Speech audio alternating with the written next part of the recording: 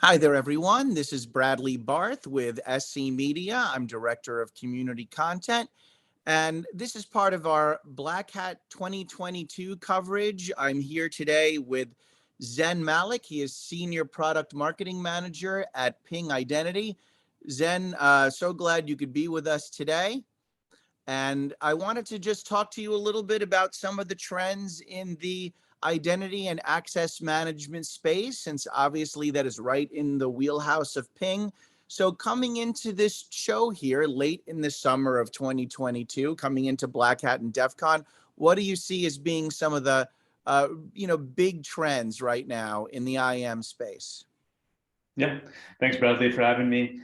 So I think the key big trend that we're seeing in identity today is around passwordless authentication. Users are demanding better, more secure methods of authentication. For years, we've been tied to passwords, and now we have the technology to actually envision that passwordless future. So I think that's one key aspect. And then two is just a growing emphasis on identity, particularly within the B2C space. All the major leading brands in the world, Tesla, Apple, Google, to name a few, they're all really invested in their identity experiences. And now other brands want to replicate that, especially with, the post-pandemic world where your digital footprint is really the new main street, the new entry into your enterprise. For sure. All right. Well, then let's take those two trends and do a little bit of a deeper dive on each of them. So passwordless, that can come in any number of forms. Do you see certain forms or formats of passwordless starting to emerge as the top contenders over other kinds? Absolutely. So I think, we're all addicted to our phones. We all have phones in our pockets. Kids, even, in their early teens, are having their own phones. So those phones are really equipped with biometrics. So either Face ID on your Apple phone or thumbprint on your Android phone. Those are really easy wins for organizations today to adopt passwordless because they're already built into the devices. That requires less development work. You can just leverage the device's operating system. The other thing that we're seeing a great appetite for is QR code. QR code is unique in that it offers you the ability to sign in using multiple devices. A common use case there is when you're logging into a new streaming service. For example, HBO Max, you get a new TV, you want to log in. If you have the app on your phone, you can just scan the QR code on the TV and be instantly logged in. I think we've all had that painful moment where we're trying to type in our emails and passwords using the interactive keyboard on the TV. For both the QR codes that you mentioned and then the use of biometrics, there are all sorts of customer touch points if you're a business. So how do you determine which touch points work best for what kind of passwordless authentication technology? Is there, in certain cases, one universal solution for authentication that can bridge all of those touch points, or do you maybe have to do different techniques of authentication depending on what the touch point is? Yeah, that's a great question. So as you mentioned, there's different user requirements, different touch points. You always need a fail-safe option. What we recommend now is that users or that companies make the knowledge-based question, the traditional password, that fail-safe option, in case you don't have access to your mobile phone, or in case you don't have a phone that can have a camera, because a lot of users, especially in the developing world, don't have those phones. And then the second part of your question was how do you kind of roll it out? And that is all around the ability to test the end user experience. That's something at Ping that we placed a great emphasis on, is not just having identity live in the background and be hard coded in as a solution, but the ability to work with the business and actually test an identity experience out. So you need the ability to segment your user base, maybe try to roll out a passwordless solution with a couple thousand users, and then the ability to test that and constantly iterate on it.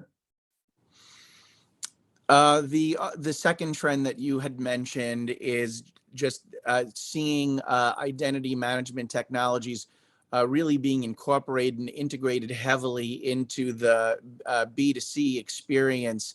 And so if you are a business that does direct engagement with consumers, then how do you get consumers to see identity management and authentication and account verification as being a convenience, as being something that is going to be beneficial to the customer security, and not something that just seems like maybe a pain in the neck. I got to jump through these hoops. Yeah, no, absolutely. I think the one thing is consumers already, we inherently do this. I think we've all been there where we are trying to make a purchase. We get frustrated with the login experience and we just say, hey, we're going to jump ship. We're going to go to Amazon. That's why Amazon is the #1 retail company in the world. They just have a very easy identity experience. So customers will abandon registering for a site. They frankly don't want to register for new sites. They want to utilize a social login.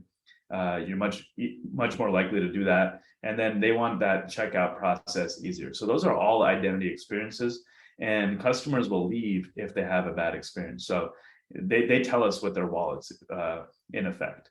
And then the other aspect of identity is really how do we make sure that we keep users' information private? How do we make sure that we keep users safe? Users want that. I mean, if you look at Apple, for example, they've done a whole marketing campaign now for multiple years all around privacy. They are abandoning the old school way of advertising through cookies now. They're blocking cookies and advertisers are trying to figure out a way around that. So they're one of the most valuable brands in the world. Anyone who's an Apple customer is fanatical almost. I'm an Android customer personally, but I still have my MacBook Pro, and I don't think I'll go off that computer. So I think if you look at these top brands, they're providing that secure experience, but also making it frictionless. It makes sense that companies specializing in the tech space like that would be at the forefront of this, whether it's passwordless or other kinds of identity management type technology. What other industry sectors would you identify as being leaders in the IAM space right now, and being a little more willing to get out there on the cutting edge and expose their consumers and customer base to that kind of technology and experience? Yeah, I think the two that stand out to me is one, banking. So banking, digital experience, they realized identity from the forefront, mainly because they're tying in multiple services. So you have your banking service, you have maybe your mortgage, maybe a brokerage account. That's all an identity experience. They have to make sure that you are authorized with those various services, and make sure your money is safe. Also, banks have deep pockets. So they can invest in that. The other area where we've seen is actually the insurance space, because insurance providers are fighting for customers, and they have really invested in taking a lot of the traditionally what was done over the phone or even fax online and made it all about user experience. If you look at any of the big car companies, car insurance companies, Geico, Prudential, State Farm, etc., you can go through the whole process of creating an account with them online. One other area that sticks out to me is healthcare.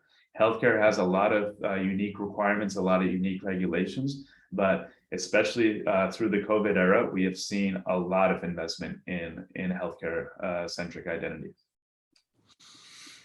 We've spent some time now talking about the B2C space and these various IAM applications for your consumers. And so clearly in your mind, you're seeing a lot of exciting innovation and application of that technology on that side of the equation. But I feel like I would be remiss if I didn't at least ask you about the more B2B side of things in terms of organizations, again, using identity management technology for their own internal access management, their employees, their contractors, their third-party partners and everything. Are we still seeing more innovation, and are things still trending in that space a little bit, or is that area maybe has a little bit more kind of stayed status quo, and the customer IAM is where we're starting to see a lot more movement?